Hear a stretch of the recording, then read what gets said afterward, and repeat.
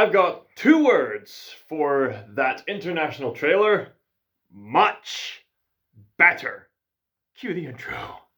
ロード・オブ・ザ・リング、ローハンの戦い。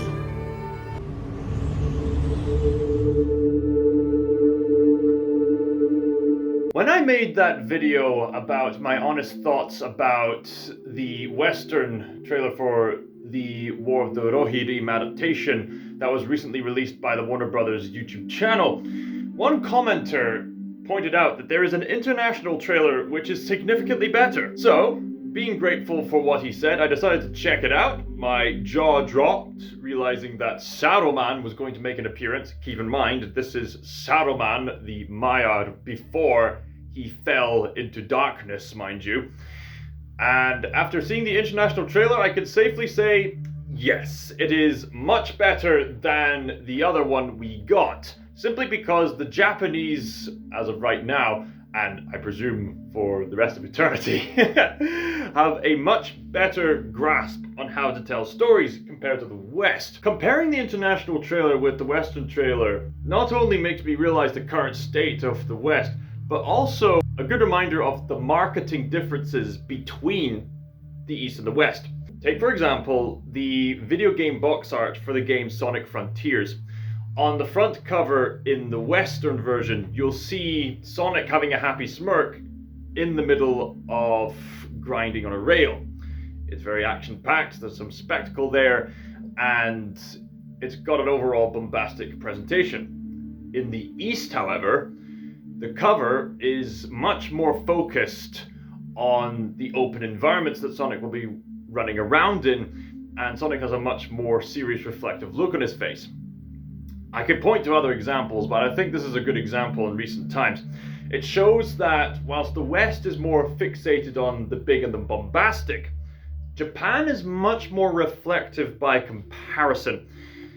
So, with that, Japan is more sensitive and more in tune with what makes for good stories because Japan is more in line with what is profound and meaningful, if you ask me. So what about the actual trailer itself? The international trailer, I would say, is better paced and definitely reveals more of what fans of both Tolkien and anime are actually looking for. They've got the spectacle, but they've also got more of the drama compared to the Western trailer. They've got more of a balance between the different characters, not just highlighting one, but showcasing the vast cast of the different characters and what they're going to come up with. Sure, the Western trailer that came before is more overt about what the conflict is going to be in regards to these marriage arrangements. However, some people might not want the story to be given away immediately, so the story isn't revealed too much in the Japanese trailer, but at the same time it does reveal just a wee bit more. It's kind of interesting. It doesn't give away the plot, but it does show us more glimpses of what the story has to offer.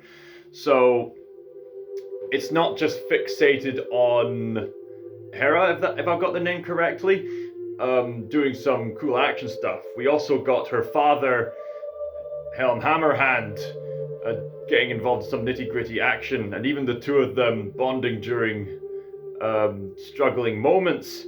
And you got more scenes of Hera, if I've got the name correctly, fighting along side by side with her brothers in the midst of action scenes. So there's much more of a balance. And we get a bit more detail in regards to other characters and other creatures. We get more of that awesome fantasy aspect with Helm Hammerhand fighting the big ice troll thing, more orcs, and then we get a brief appearance of Saruman to appeal to the people who have seen the movies, because the way they've designed his character, that definitely looks like Christopher Lee's portrayal of Saruman.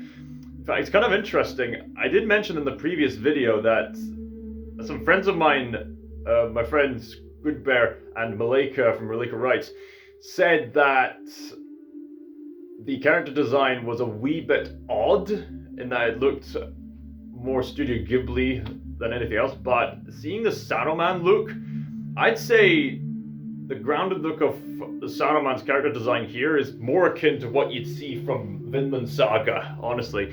So I guess the War of the Rohirrim is an interesting merging between Vinland Saga and Studio Ghibli, which might be thematically relevant because on the one hand you've got the Anglo-Saxon grounded stuff, but at the same time you've got the love of nature that you'd see in Miyazaki's works.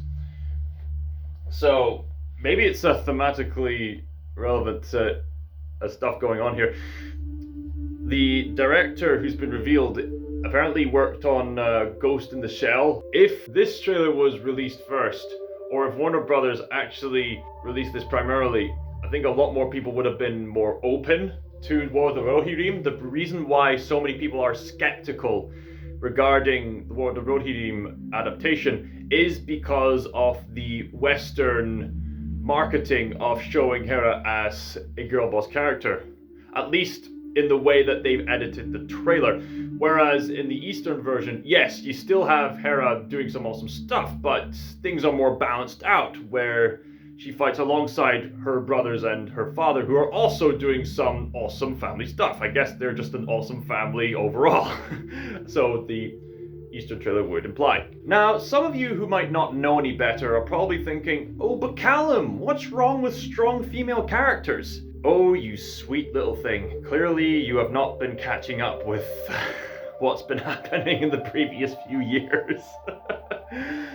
If you were to tell me there's nothing wrong with representing women as capable fighters, I'd be right alongside you, agreeing with you. I mean, The Lord of the Rings has a fair share of strong female characters too. Not only do you have Éowyn, who helped her relatives in a crucial battle for Middle-earth, but you also have the Lady Galadriel in the Fellowship of the Ring and the rest of the films, showcasing herself as a powerful presence of a leader, providing for the people around her, as well as strongly resisting a cursed object, as well as giving some great wisdom from her immortal years of living. And you also have Arwen getting Frodo to Rivendell in time. Yeah, they switched her character to make that happen, but hey-ho, adaptation differences, I guess.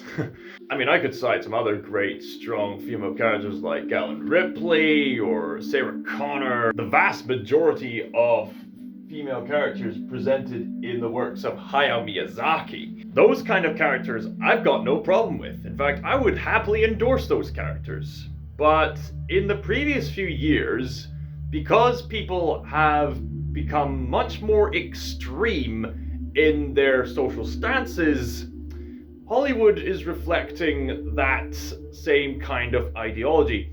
So most of the time, very unfortunately, they distort that strong female character archetype to distorted ends. So instead of having a lot of their strong female characters come across as virtuous, they actually come across as very bossy, very narcissistic, very annoying, and above all else, just not very interesting. A lot of these characters that Hollywood produces these days, they say, they're perfect from the start, and you don't need anyone and no man, sister, to tell you that you're already perfect. You just have to realize it. Oh! The problem with that kind of mentality towards writing female characters is that it robs them of authentic character arcs, which would make them interesting and investing for audiences to engage with in the first place. And another problem is that in trying to showcase strong female characters as superior and better than everyone else, the way they do it, it comes across as very narcissistic, because the way they say it is, oh, women are much better than men will ever be, when in reality, no gender is better than the other. Men and women each have their strengths and weaknesses, and they can work in harmony together. What you need to understand, the point I'm trying to get here, is that a lot of people like me have seen so many reoccurring patterns of this irritating strong female girl boss archetype rather than the actual strong female characters that we actually want. We've been getting so used to this irritating girl boss archetype that a lot of people are now skeptical towards War of the Rohirrim simply because of the way the Western trailer was edited. The Western trailer was clearly edited to appeal to the people who would support this extreme feminist ideology. Again, there is nothing wrong with showcasing strong female characters. We have a problem with strong female characters written poorly. We want strongly written strong female characters, not badly written strong female characters. So anyone who's going to come after me and call me some kind of misogynist will be ironically proving my point. I can name so many bad examples of female characters done poorly. So what are some examples of strong female characters done poorly? I could name Tila in the Netflix Masters of the Universe Revelation show. I could mention Guy Ladriel as depicted in Rings of Power, Captain Marvel, Echo as depicted in the Disney Plus show, She-Hulk from She-Hulk Attorney at Law, the main characters from The Last of Us Part 2, the 2016 version of the Ghostbusters. The point I'm trying to make here is that for the past 8 years, people who love entertainment have gotten, unfortunately, so used to this irritating girl boss archetype that they will spot it whenever there's reoccurring patterns occurring. However, thank God, we actually have good examples of strong female characters done right, even in recent years. Not only do we have the aforementioned characters from earlier from Peter Jackson's adaptations of The Lord of the Rings, as well as Ellen Ripley and Sarah Connor, in more recent years, we got the main protagonist from Blue-Eyed Samurai as a superb example on how to write a strong female character done right. A character who is definitely strong and is capable of a fight, but definitely has her own setbacks that she has to overcome and is accountable for her actions. Unlike the girl boss who never takes accountability for her narcissistic actions. Other good examples of strong female characters done right would be some of the characters from Top Gun Maverick, or Dune, or Puss in Boots: The Last Wish. Some other characters from Squid Game, Violet Evergarden, Vinland Saga, Eve from Stellar Blade. Oops. So, for reasons that I have made abundantly clear by now, people have been rather skeptical towards the Western trailer, but it seems, from what I've observed, people are more open and welcoming to the Eastern trailer. Perhaps if the rest of the internet caught on to the sheer quality of the Eastern trailer, I think a lot more people will be open to the War of the Rohirrim adaptation. But, of course, at the end of the day, these are just trailers. And the West is going to do what they do to market to specific audiences, even if we don't like it. And the East is going to do what they do to market to the East, which is admittedly the far superior version. We will have to reserve judgment until the film itself comes out this Christmas. So, what did you all think of the Eastern trailer? Was there anything that I said in this video that you'd like to comment on?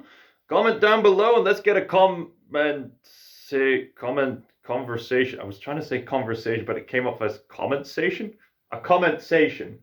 There we go, that's a new word I've invented. Commensation. If Tolkien can invent words like eucatastrophe, I can invent new words. A commensation. There we go. Let's have a commensation, everybody. ScotsThinker signing out.